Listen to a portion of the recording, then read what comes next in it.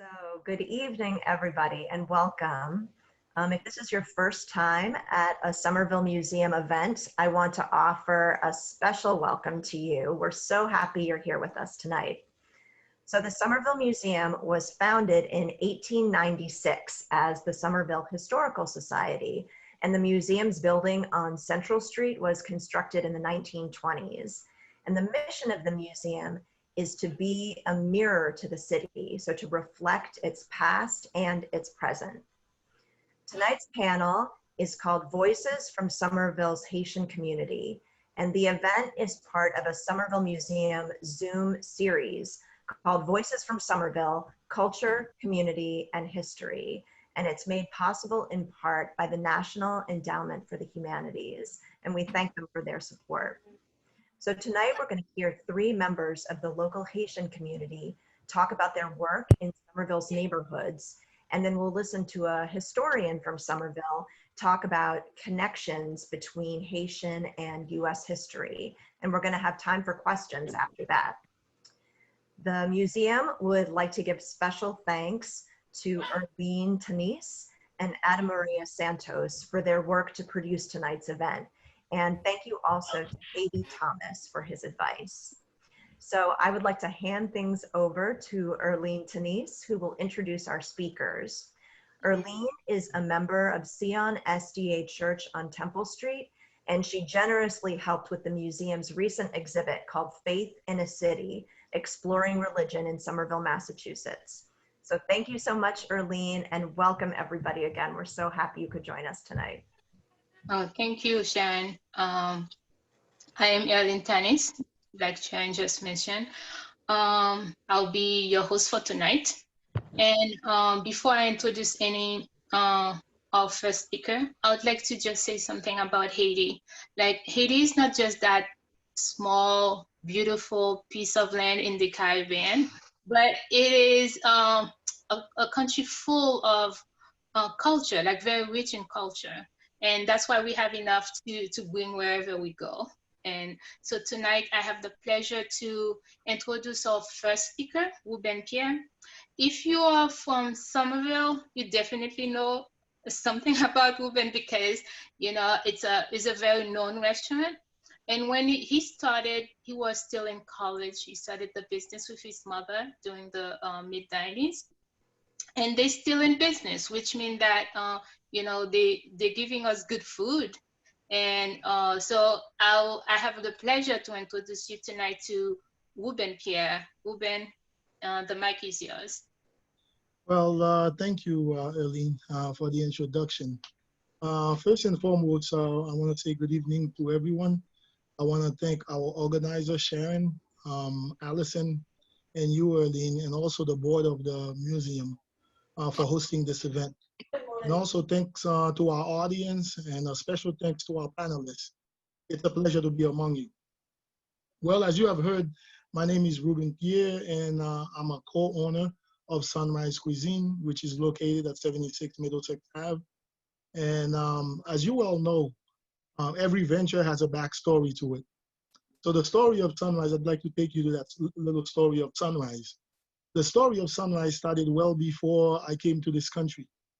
Ever since I was a child in Haiti, my mother was a chef, cooking for hundreds of people daily. I can recall as a child watching lines of people buying food at a restaurant to eat at their lunch break. In search of a better life, in 1980, she left us and migrated to this country to reunite with my dad. When she arrived here to the States, ironically, she lived in Somerville. Having to start from scratch, she works odd jobs through the years, but never lost sight of her dream to own a restaurant in the States.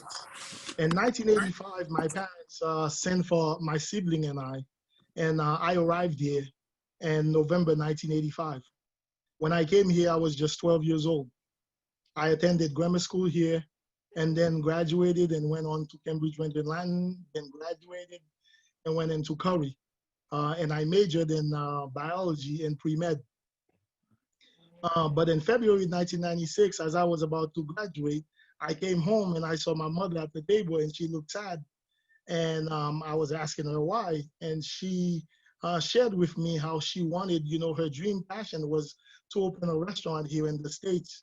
And it hasn't come true yet. So after a long night talk, she finally, convinced me to open this restaurant with her.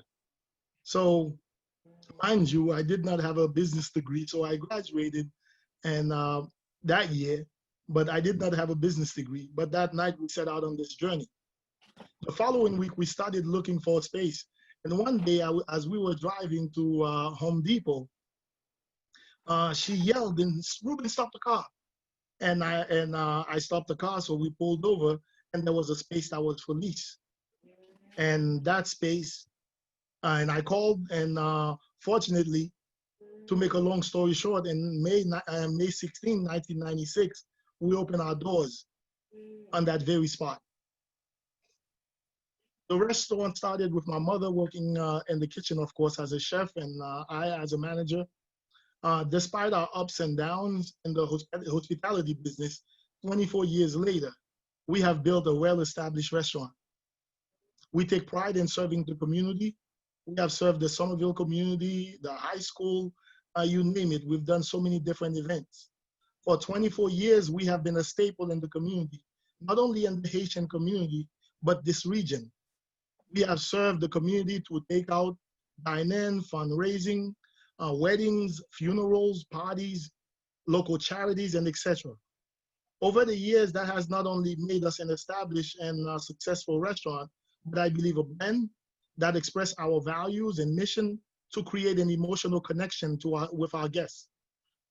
Due to that connection, our clientele has grown over the years, which has extended throughout Massachusetts. Some of our highlights over the years has been tremendous and notable, such as hosting an event at Boston University for students and faculty, and then Governor Duval Patrick. Another one of our most memorable, which I will never forget, is hosting one of the largest parties with Sunrise I've ever hosted, which had 1,000 guests for the Archdiocese at the BC High School in Boston. So over the years, we have hosted multiple events for the Haitian national soccer team, Haitian consulate, Haitian bands such as Zin, New Look, Septentrional, countless others. And of course, one of my favorite is hosting a 25-member band, which is called Tropicana, Orchestra Tropicana, which we host every year. They come down for breakfast. When they're on their tour, they stop in for breakfast, and then we serve them before they do the concert at night. We have hosted politicians, Haitians, and countless others. And one of the biggest artists that made you know is one of the artists we have hosted over there is Leclerc. So, so over the years, we have done so many events. Like I said, we have served the community. We have hosted events throughout Massachusetts for all the colleges, that has all the clubs, such as Boston University, BC, Bunker Hill, just to name a few. We even traveled even all the way to Sacred Heart University. So we have done so much work in the community. We have donated. We have not only impacted in the community, but they have impacted us, and they have helped us grow. And this is why I was glad when Sharon told me, to be part of this panelist, because it was a way of me giving back. So as we prepare to go into the future, we look forward to serving the community even more in more ways. And that's all I have to share for tonight. Thank you again. Wow, thank you. Thank you very much, Ruben. Thank you for sharing that inspiring and wonderful story with us. That's really great. Thank you. And so you see how great that that culture is. Even someone come here with a dream and they made it come true. That's wonderful. And our next speaker is Judelande Antoine. Judelande Antoine is an artist and a dancer. She's the founder of the Somerville Haitian United. For the past 5 years, she organized events across the city of Somerville to promote the Haitian culture. And she's so good at what she does. She even received a citation from the governor back in 2018. And last year, she was named Somerville Artist of the Month. So her work is supported by the Somerville Arts Council and the New England Foundation for the Arts. With you, Judelande Pierre.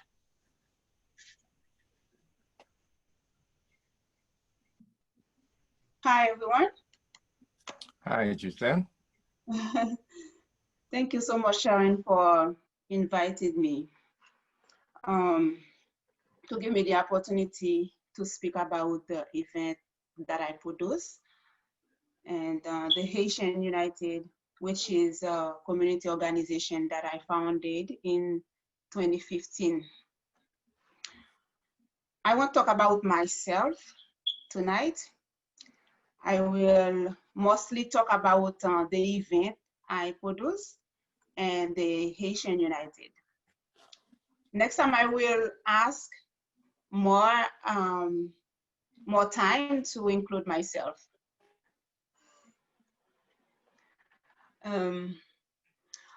Excuse me, I would like to share my screen. Do you give me the opportunity?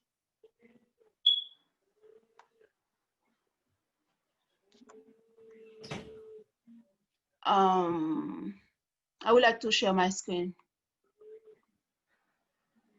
Do I have the opportunity? Allison, can you, I think you're a co-host, Judelande, so you should be able to share. Yep, you should be able to go ahead I and don't. share your screen on the bottom where the little green share screen should show up. Yes. You don't see it? It doesn't say screen. Okay. Give me 1 second. Let me look for it.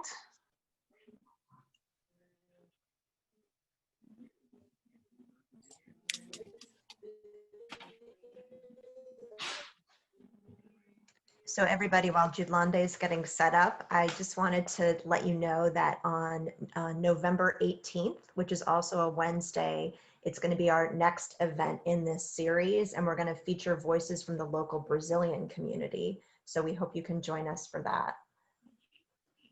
The same link. Is it the same link? I think we'll send out, I'm not sure if it's going to be the same link, but we'll send it out in advance. Oh, perfect. I'm still don't have the opportunity. It doesn't say Scream. I see Microsoft. I don't see it. I see share. What happened?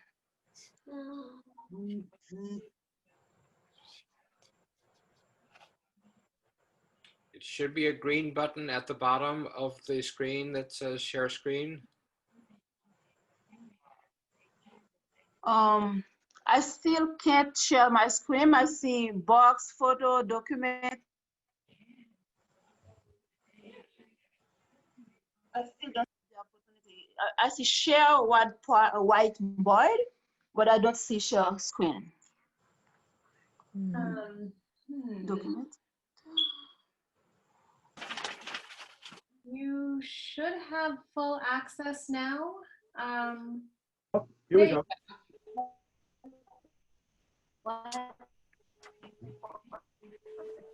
Okay, do you see it? Almost. Yeah, I don't see screens. I don't know. I see Google Drive, box, photo, document, web. Did you do something? Oh my.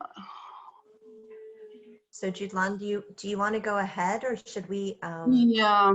maybe hear from Pastor Thomas, or? Yeah, please take Pastor Thomas while I'm trying to figure it out. I'm so sorry about that. Okay, no problem, Judelande. Pastor Guy Thomas has been a pastor for the for more than 25 years. He's the co-lead of the Missionary Church of the Haitian community on Temple Street. It's that beautiful church in Temple Street, so you can't miss it. So Pastor Thomas is a very well-known pastor in the Haitian community. And amazingly enough, during the COVID-19, well, his church has a food pantry, and they still were able to serve people during COVID-19. And we thank the pastor and the church for that, because that's a great opportunity. So Pastor, the mic is yours. Thank you so much. I'm so happy to be with you tonight. Say thank you especially to Sharon for inviting me to share this panel with the beautiful person. It's really an honor and privilege for me to be there to share about Haitian Community Church on Temple Street, Somerville. The Haitian Community Church in Somerville has a really long story, but I will try to make the story really short tonight.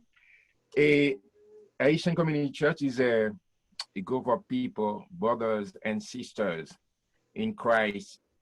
They meet different places before they purchase the temple, the sanctuary in Somerville.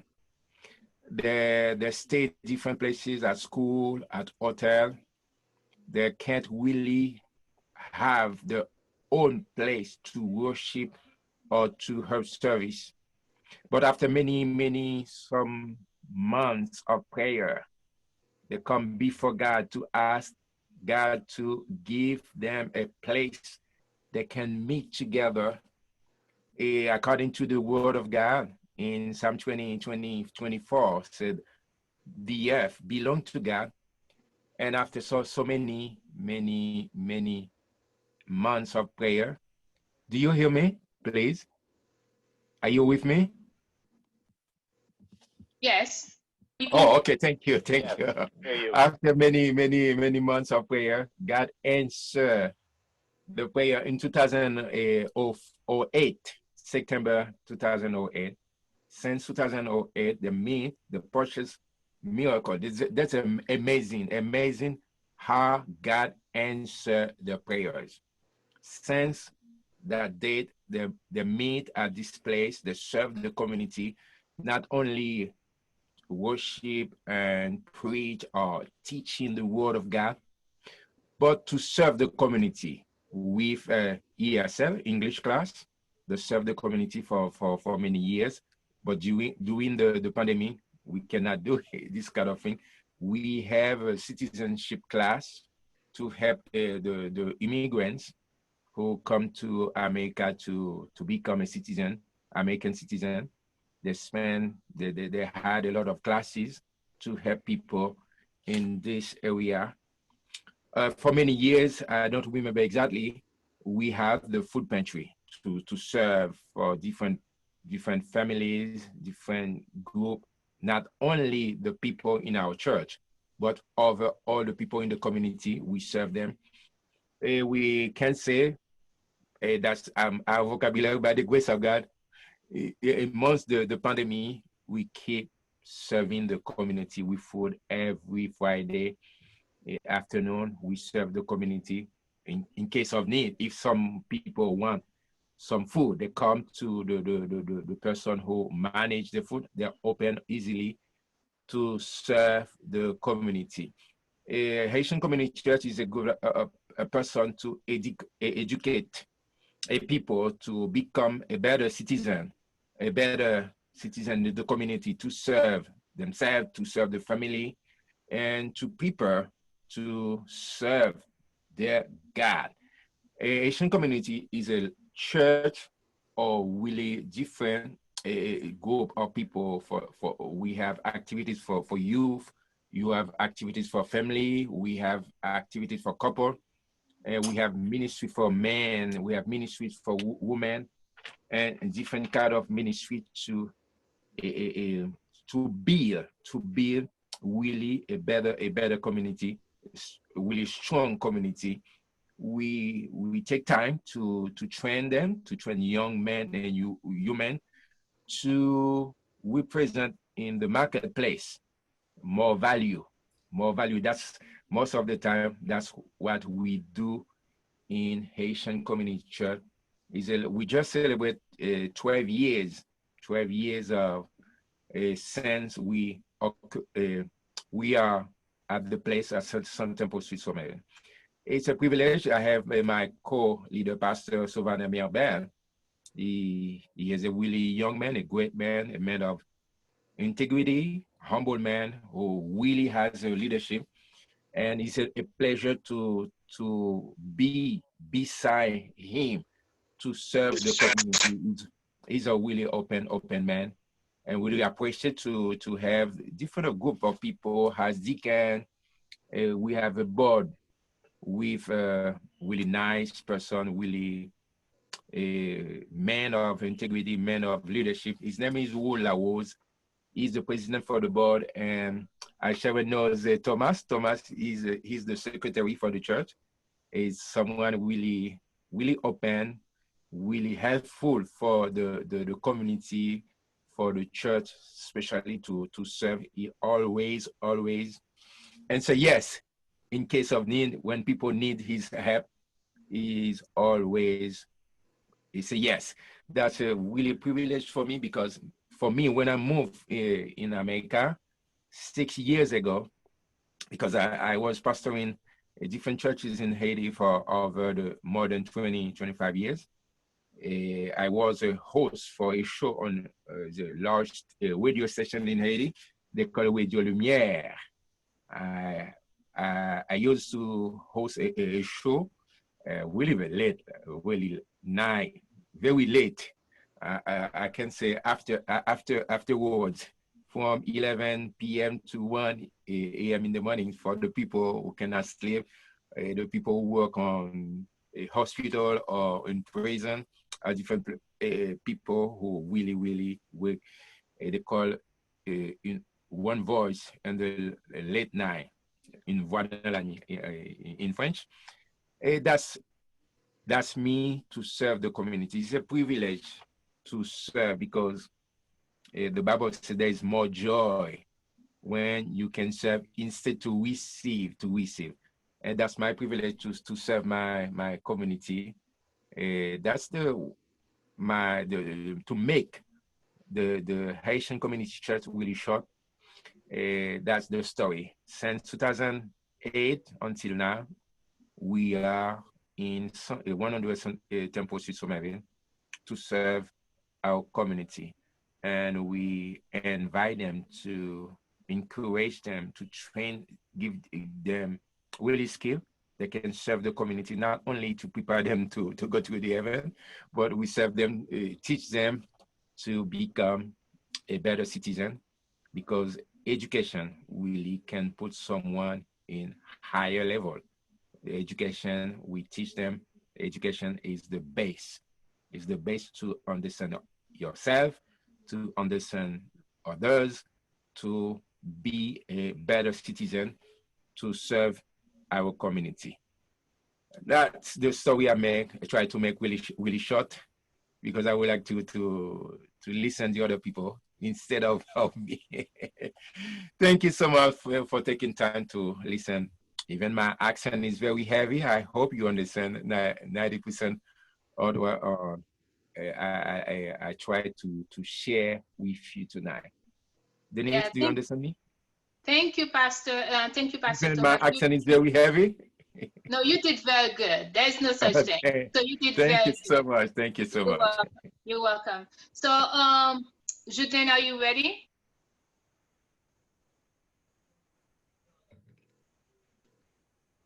So, I am ready, but Sharon, do you hear me? Yes. yes, we can hear you. Yes, I'm ready, but it's, I don't know, for some reason I cannot share the screen anymore, so I still going to present without sharing the screen. Okay, thank you. Thank you. I'm so sorry about the inconvenience. That's okay. Thank you so much for having me. Thank you, Sharon, for letting me be part of this event. I have both taught and performed Haitian folklore dance and produced and presented multicultural performances involving dancers from a variety of immigrant communities. My goal is to promote appreciation and for Haitian culture and for those with Haitian roots to connect to their traditions. My mission is to revive and promote Haitian culture such as language, Haitian Creole, of course, folk dance, folk art, celebration, and traditional dressing. Also to bring people together in our community to both learn and celebrate Haitian folklore.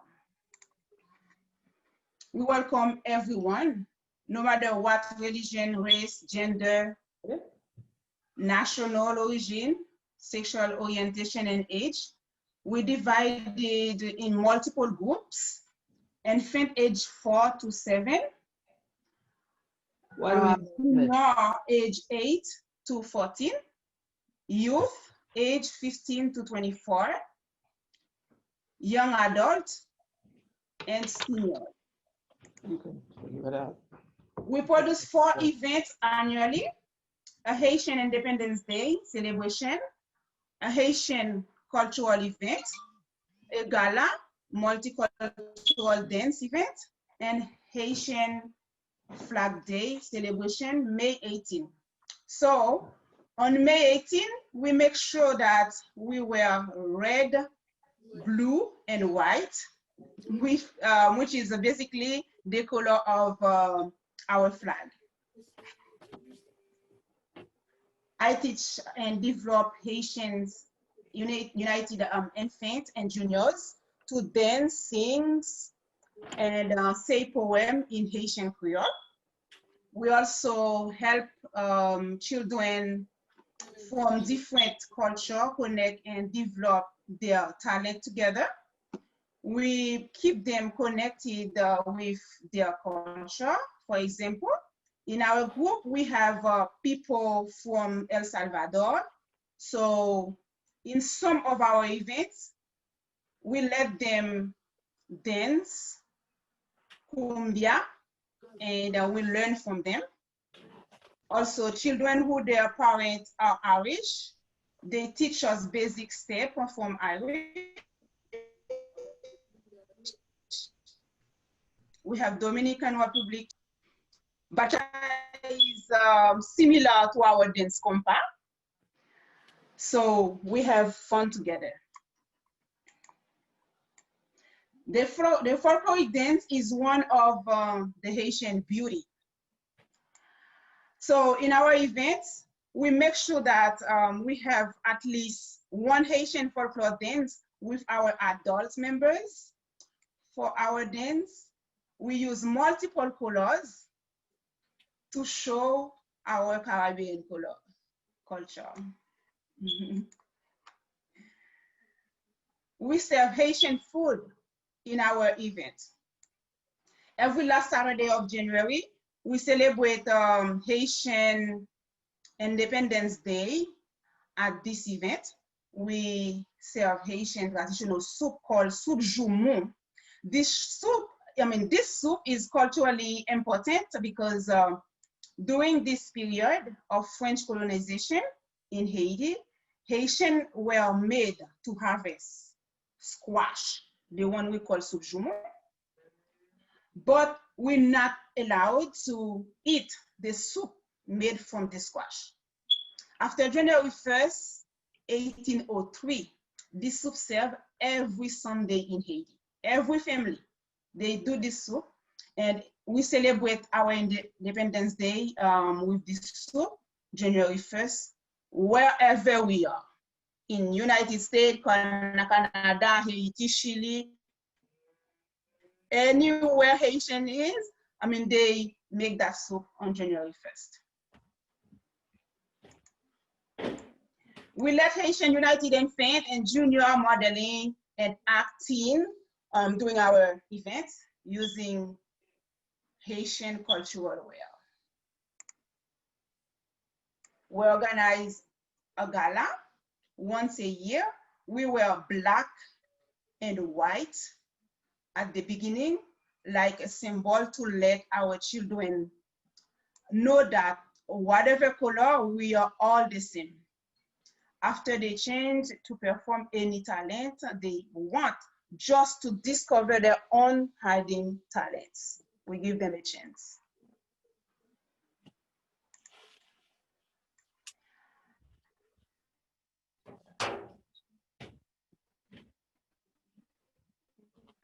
I work with local students and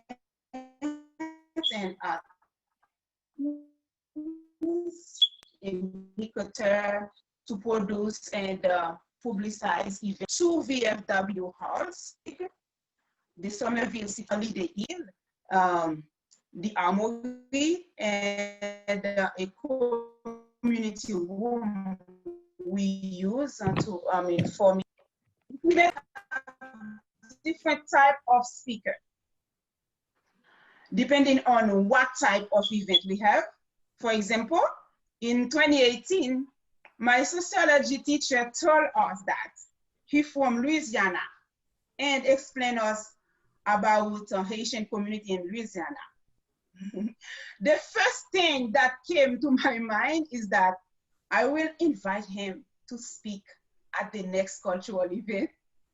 And when I invited him, he was so happy to come and give a beautiful speech about Haitian history and Haitian community in Louisiana.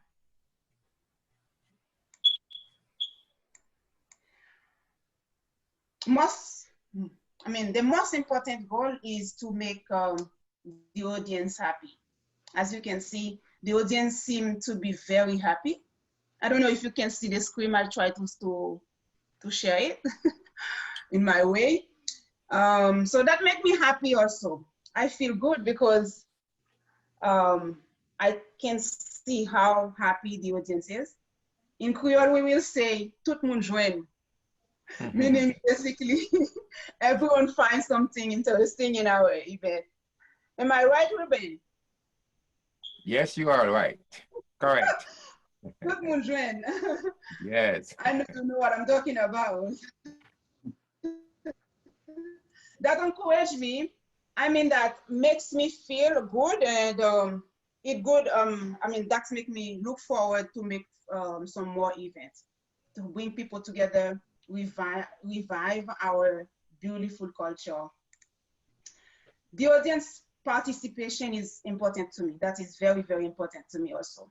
They don't just come and sit down and watching us doing, acting and do poem and dance. They participate, they dance, they enjoy it. We have a lot to say about Haitian United and the event that I produce, but hopefully I think Sharon will give me another opportunity to share. Again, thank you so much for listening. I will leave my contact, my email address at the end, at the chat box, if someone have a question about Haitian United, of course. So I will answer the question. Yeah, thank you. Thank you so much. Thank you for sharing. It's beautiful work you're doing in the Haitian community with us tonight. And last but not least is Professor Dean Breen. He's a historian, and you'll be amazed by the way he makes the parallel between Haiti and U.S. histories. So without further ado, please take the mic, Professor Den. Okay. Well, thank you very much. And I would like to say, especially to Judelande, I completely sympathize with the difficulties of sharing screen. I've had many adventures in sharing screen since March, and maybe this will be another one. So let's see. Here comes the sharing screen function, which can be of Einsteinian complexity. let's see. Oh, there it goes. It has been successfully shared. So now let me see if I can get it at the right place here from the beginning. And here we are. So I did want in to the United States. Hi, that's very good. That's right. So I did want to maybe begin by pointing out that we're all very lucky here in the Boston area to boast the fact that we have the third largest Haitian American community in the United States, only after New York and Miami. And if you were to go to Miami, you would see right off Biscayne Boulevard a statue of one of the people I want to talk about just for a little while tonight. And that, of course, is Toussaint Louverture, the great hero of Haitian independence in the Haitian Rebellion that began in 1791. And if you go down Biscayne Boulevard in Miami, you'll have plenty of time to see this statue because the traffic is so bad on it. You might as well just stop and have a look. But this is in Little Haiti in Miami. And when we're reminded of the 1 million Haitian Americans that are now gracing our country, one thing that we're also reminded of is the shame that so few Americans know the great debt that the United States owes to Haiti. And that's the story with many different chapters. And I think I just want to talk about one of those chapters today, because it has a lot to do with Toussaint Louverture and the events that began in the early 1790s. So the background of the story has to do with the fact that the French began to rule Haiti, what they called Saint-Dominique, in 1697. And what they began to do, right away in Haiti was to utilize slave labor in a very cruel way to grow all the sugar and coffee that they could wrest out of the soil of Haiti. The value of those crops, sugar and coffee, was immense, but it was all created, of course, out of the blood and the deaths of generations of African slaves who were taken forcibly to Haiti and made to work on those plantations. So as I go on today for just a little while, I especially want to point out a couple of things on this map. First of all, Cape Haitien, which is here on the north coast of Haiti. You can just see it on this map of Haiti, which is the left-hand side of Hispaniola.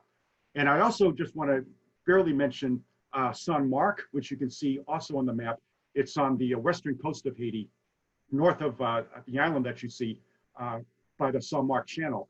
And some of the events I want to talk about do take place near that city. So I just wanted to point that out on the map. So our story really begins with that wealth. And Haiti was the wealthiest colony in all the New World, wealthiest European colony in the New World in the 18th century. In fact, the value of the sugar and the coffee that Haiti exported through the French plantation holders was greater than the value of all United States exports during the 1790s. That's how wealthy this colony was. However, again, that wealth was concentrated in the hands of European exploiters, especially French plantation owners. And sugar plantations like this served to enrich them, and certainly not the slaves themselves, who died in sickening numbers. Half of all slaves brought from Africa to Haiti died within the first 2 years of their enslavement in Haiti. It was a cruel system of exploitation indeed. But 600 ships every year, 600 ships took all that sugar and all that coffee from Haiti to Europe, especially to enrich French merchants back in the old world. And then came 1791, and then came the great beginning of the Haitian Revolution that Toussaint Louverture, who you see in this slide, became especially identified with as the leader. And that story is a complex story and a long story, and a story of great courage on the part of Haitians who maintained this revolution against great odds. The British interfered with Haiti, the Spanish interfered with Haiti, the French tried to hang on to what they had. But after 10 years of fighting, by 1801, Toussaint Louverture seems to have done it. By 1801, he was on the verge of establishing an independent Haitian republic. And what is more, he had been able to make slavery at long last illegal. Something like this inflamed hopes among slaves all over the Caribbean in the United States. It's a truly world historically important event, but it also stimulated different dreams in the heart of somebody else. And that was this man here, Napoleon Bonaparte, across the Atlantic Ocean, who that same year in 1801, as the Haitians seemed on the verge of establishing their republic, Napoleon had just signed a treaty with Great Britain. And that meant, for the time being at least, the Napoleonic Wars were in the midst of a pause. And that pause, with so campaigns in Europe aren't going on anymore, gave Napoleon an idea. And that idea was to send an army to the New World, quell the Haitian Revolution, reestablish French authority in Haiti.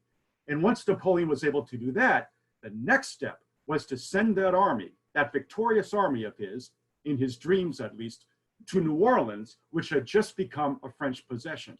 And with that army, Napoleon hoped to exert French control over this vast area between the Mississippi River and the Rocky Mountains, what was then called Louisiana.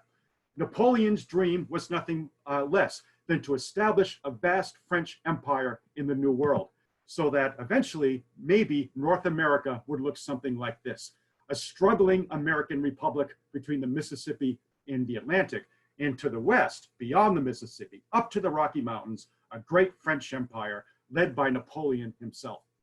All he had to do to make that dream a reality was reconquer Haiti and use that as a base for his dreams for New Orleans and Louisiana. And should he succeed in that attempt to send an army successfully to New Orleans, there was almost nothing the United States could have done about it. Our army was pitifully small, and President Jefferson would have no alternative but to deal with a new French behemoth across the Mississippi River. So to make these dreams a reality, in 1801, Napoleon gathered an army in France, and he was going to put it under the command of his brother-in-law, this guy right here, Charles Leclerc. The army that Leclerc would lead would be the largest army ever sent by Europe to the New World.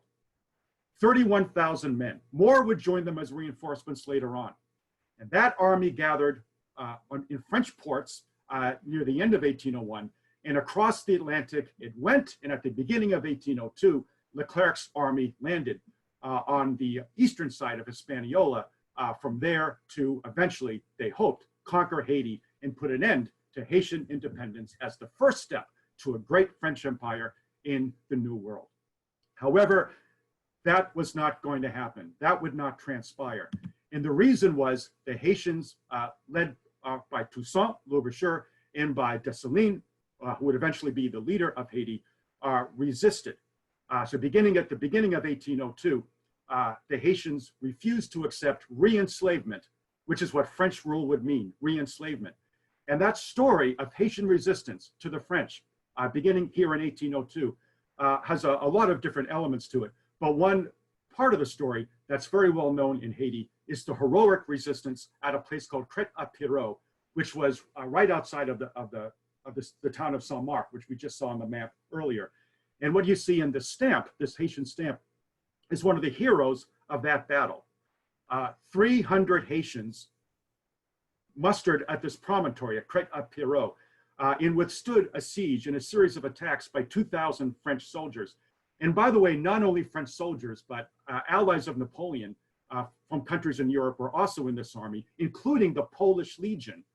And the Poles felt that if they helped Napoleon conquer Haiti, then he would recognize those Polish efforts by reestablishing a Polish kingdom. All these histories are so intermingled, and that's just one way they are. But the French, 2,000 strong, attacked Crête-et-Pierrot, and among the heroic defenders was this woman here, you see in the stamp, Marie-Jeanne Lamartinière, and Marie-Jeanne, this woman who fought for Haitian independence, not only steadfastly saw to the wounded during the midst of this siege, but also carried a musket herself and acted as a soldier in fighting off repeated French assaults. However, although it took 10 days, eventually the French were able to capture this promontory. And by the early part of 1802, getting into the late winter and early spring, the French thought maybe they had a good chance of actually winning this campaign. Both Toussaint and Dessalines were considering making a truce. And in the midst of those negotiations, as it turned out, Toussaint was treacherously taken prisoner, sent across the Atlantic, where he would die in the Jura Mountains in early 1803. And it looked for all the world by this time, by March, that maybe Napoleon's plans might actually come to fruition. However, they did not succeed. And the reason they didn't succeed was that the Haitians did not give up. They fought back. They refused to accept re-enslavement. They refused to accept French sovereignty. And in the end, what happened was the French army was very much slimmed out in its attempt to try to occupy as much as Haiti as it could. And here you see another map. And by the late spring and early summer, the French army had to face another foe, a foe dreadfully apparent to generations of African slaves in Haiti, and that was this mosquito, the Aedes aegypti mosquito, which, as the rains fell in the late spring of 1802, began to produce the seasonal outbreak of yellow fever that so many Haitians were familiar with and still are. What happened to the French army as yellow fever began to set in was a seemingly unchanging sequence of events. Soldiers would experience headaches, and the headaches would give way to high fevers, and the high fevers would give way to vomiting, and ultimately soldiers would be given to delirium. They couldn't move from their cots, and thousands of them began to die of yellow fever. And eventually the French army all over Haiti was beginning to melt away. General Leclerc, who thought that he might have a chance of victory here, now saw those chances withering away. And his only hope was perhaps to send what was left of his army into the high hills of Haiti, where the yellow fever wasn't as prevalent. But it was the hills of Haiti where that resistance was the strongest among the Haitians themselves. And Napoleon had ordered his brother-in-law, General Leclerc, not to go into the hills, to stay in the lowlands close to where the sugar was. And as a consequence, the army began to die. "My soul is withered," Leclerc wrote Napoleon, "and no joyful thought can make me forget these hideous scenes of the army dying before his eyes." And Leclerc himself would die of yellow fever in the arms of his wife, Napoleon's sister, Pauline. By the end of 1802, getting into 1803, what was left of the French army was now led by a particularly cruel general named Rochambeau, who happened to be the son of the Rochambeau who helped Washington capture Yorktown in 1781. And this Rochambeau seemed to stop at nothing to rescue French fortunes, even to the extent of sicking hundreds of wild pit bulls who hadn't been fed in a while on Haitian resistors. That's how cruel this war was. But in the end, even that came to naught. And in the end, what was left of the French army was trapped here in Cape Haitian on the north coast of Haiti. And it was there that another famous incident of the war took place. One of the leaders of the Haitians who continued their resistance was a man named Francois Capua, also known as Capua la Mort, or Capua death. And he led a series of attacks on French blockhouses around Cape Haitian. In the teeth of French cannon fire, in the teeth of French musket fire, he led charge after charge. His horse was shot from under him. He led the charges on foot. His hat was shot off his head. He continued to lead these charges. And although in the short term, the blockhouses weren't captured, the French did pay tribute to him by eventually replacing the horse that he had lost in the midst of these charges. But by this time, it was early 1803, and even Rochambeau had to admit that this army was nowhere near what it had been. Only 6,000 French soldiers were left, and there were well over 30,000 there at one time, even more than that, but only 6,000 were left alive. And the only thing to do was leave. And what the French did was they surrendered to a British fleet offshore Haiti, and that was the end of the attempt of Napoleon to render for himself an American empire. Because now what Napoleon knew was all these dreams had in fact gone for naught. Haiti resisted. Haiti wouldn't give up. And as a result, from his point of view at least, he decided to make the best of a bad situation.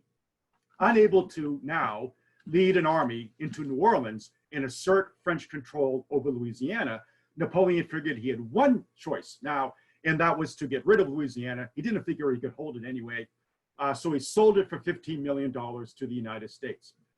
We, at the time, had not dreamt of purchasing all this territory. President Jefferson just wanted to buy New Orleans, and he was ready to offer a good piece of cash for New Orleans.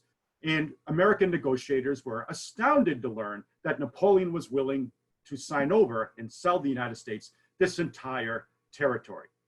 And think what that meant for the United States, the greatest real estate bargain in history, the sale of Louisiana to the young American Republic. What that meant was all that iron in this territory, all that coal in this territory, all that natural gas, all that wheat, all that corn, all those minerals of all sorts. Now that would be the property and the potential wealth of the American Republic. And the fact that the United States grew to be the wealthiest nation in the world has a lot to do with all sorts of things. But one of the things that has to do with is that territory there, which would now be purchased by the American Republic, and it wouldn't be a French empire. We would not be closeted between British and Canada, French in Louisiana, and Spanish in Florida. We would be able to extend American domain all the way to the Rockies and eventually to the Pacific. Now, many Americans know about the Louisiana Purchase, but all too few know that it would have been unthinkable without the sacrifices of Haiti and the people of Haiti. And that story has a very sad epilogue, because although Napoleon gave up on reestablishing French control in Haiti, the French themselves did not give up. And in the 1820s, another French fleet arrived in Haitian waters. And at the point of a cannon, or many cannon for that matter, the French were able to force the Haitians to agree to a completely despicable thing. The French had the nerve to demand that Haiti compensate the French for the end of slavery. That is, pay reparations to the French for the end of slavery. It should have been the other way around, of course. The French owed something to Haiti, in fact, a great deal. But instead, the French forced Haiti to make 90 million gold francs, 90 million golden francs in reparations to France, leading or resulting from the end of slavery and what that loss of slavery or loss of slaves meant for French slaveholders. Those payments began to be made in the early to mid 19th century. The last installment on those reparations was not made until 1947. So consider that the shame of that, that Haiti was made to do that by the French, and consider what that money could have been put to use for, that it was not put to use for because of those French demands. And the story keeps going.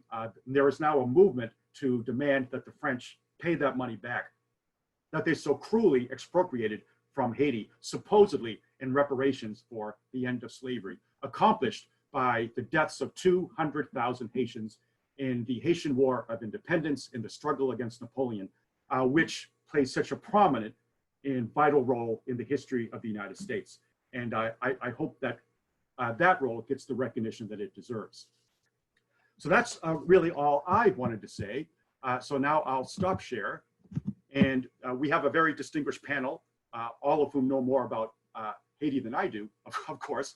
So anybody who wants to ask questions of anybody, I think maybe our moderator might say that this is the time to do it.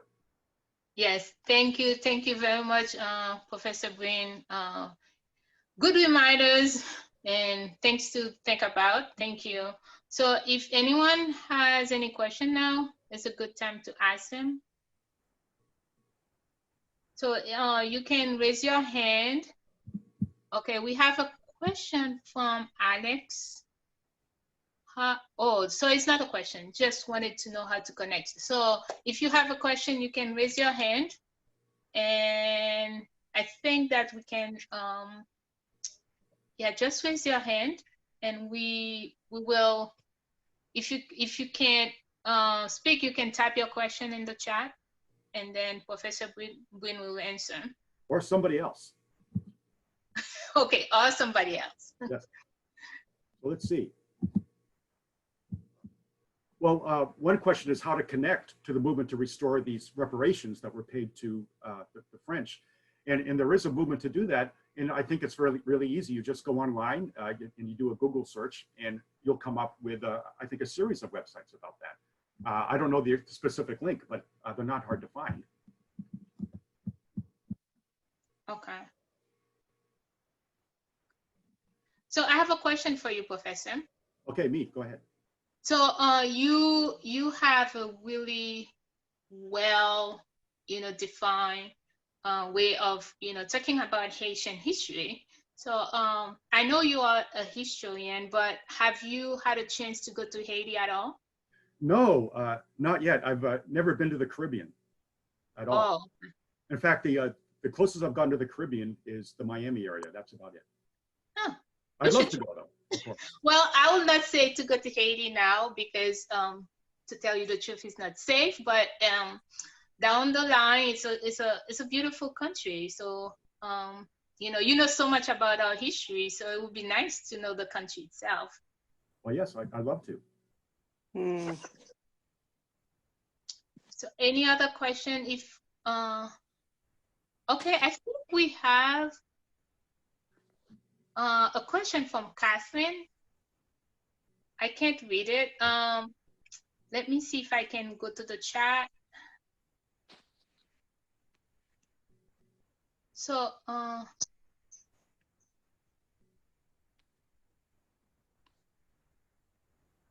someone asked, it's Catherine Stevens. She said, what do the panelists love about the Haitian community in Somerville?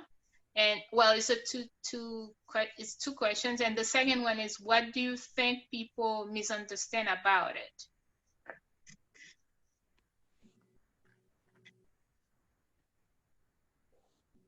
It's to any, like Ruben, you can answer, Judelande, you can answer. It's like to all of you.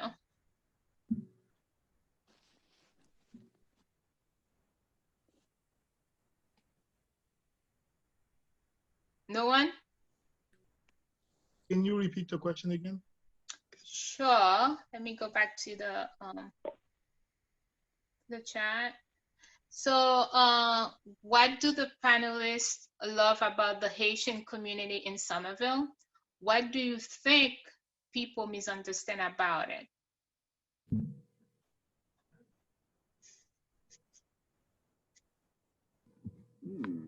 What I love about the Haitian community is that it's really diverse. We have such a large,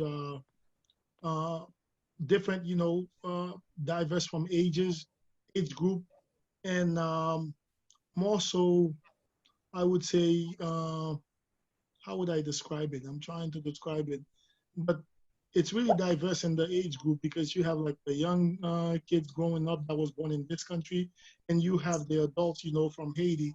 And what's misunderstood is the culture. It's what's misunderstood. It's from this generation. This generation doesn't know the history.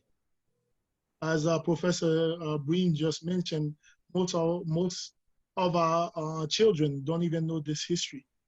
And I think what's missing is the parents haven't told this history to the children, so they misunderstand, who they are. They misunderstand the representation. Okay, thank you, Ruben. I'm gonna try to see if I understand the question. I mean, the question is, what do the panelists love about the Haitian community in Somerville? That's the first question, right? Yes. So that's why when I moved to Somerville, because before I do those here in Somerville, I used to do it in Marapeng and Dorchester when I first moved to the America. But when I moved to Somerville, I see there is a community of Haitian here, and I try to promote the Haitian culture. So I won't know what they love about our community if they don't know our culture, because our culture is us. So if they don't know the culture, I think they will not love it. They need to know it before they love it. That's why we try to promote and revive it while we promoting it. And the other question is, what do you think people misunderstand about it? I cannot answer that question myself, because if they don't tell me, I will not know. Yeah. Okay. Thank you, Judelande. Someone just has a comment. It says, Ruben is right, but the schools need to do a better job of teaching history. Haitian also had a strong influence on the abolitionists, the anti-slavery movement in the U.S. So do you want to add to that, Professor? Oh, no, that's very true. That was a topic of constant discussion among abolitionists, the inspirational story of Haiti. And the example that Haiti had, that the people of African ancestry could rule a republic and have a country and do all the things that anybody else could do was inspiring, instructive, and indispensable, as a matter of fact, to the growing abolitionist movement. There's no doubt about it. Okay, so well, I can also add, I went to high school in Haiti, and well, you know, we are taught in our history class like about everybody. So like, you know, because we had like the Americans, they rule over us at a certain point of time, the Spanish and the French, the Italian, you name it. So we know a lot, but here I think that they don't talk about Haiti that much, although we have a lot to do with, you know, the American independence, but anyway. Yeah. So Tanice, I would like to add something. First of all, I would like to thank the professor for refreshing us about our story. And thank you so much, Professor. The second part of the question, what the misunderstanding about the Haitian culture, as I understand, there is no bridge between two generations. That's why the part of one generation, the first generation, the second, there's really a big empty between two generations. That's what we need to work about to connect the generation between of them. That's my understanding about our culture. The first generation to come moving in America, with the second and the third generation, they don't really connect it together. That's my understanding. I think they misunderstand that. If we look over the Chinese or the other community, we look some connection between them, between generations. But in our community, Haitian community, they're really disconnected. That's my understanding. Okay, well, thank you. We have just a question, and I think that is a question for Sharon. The person asked, will this event be posted to rewatch and share with others? Thank you for this. Thank you so much for this. Thank you, this much needed discussion. Sharon? Hi, yes, Allison is the assistant director of the Somerville Museum, and she says that that we hope to put it on the Somerville Museum's website, and that the Somerville Media Center would like to rebroadcast it on Somerville Community Access Television. Okay, so thank you. So now it's 7:35, Sharon. I know that we had an hour, so what would you like us to do? I think we have maybe if people are okay with it, we can have one or two more questions, and then we can wrap it up. Okay. Any more questions for the panelists?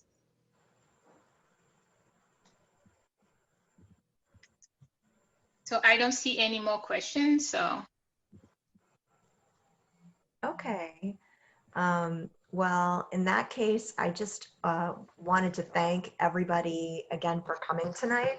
And especially we wanted to thank Ruben Pierre from Sunrise Cuisine Restaurant, Judelande Antoine, Pastor Guy Thomas, and Erline Tanice. Thank you so much. And of course, thank you also to Professor Dan Breen. And as I mentioned earlier, our next event in this series is on Wednesday, November 18th at 6:30 p.m. And we're going to feature voices from the local Brazilian community. And again, a history lecture that connects Brazilian history with U.S. history. So thank you for having us. Thank you. Thank you.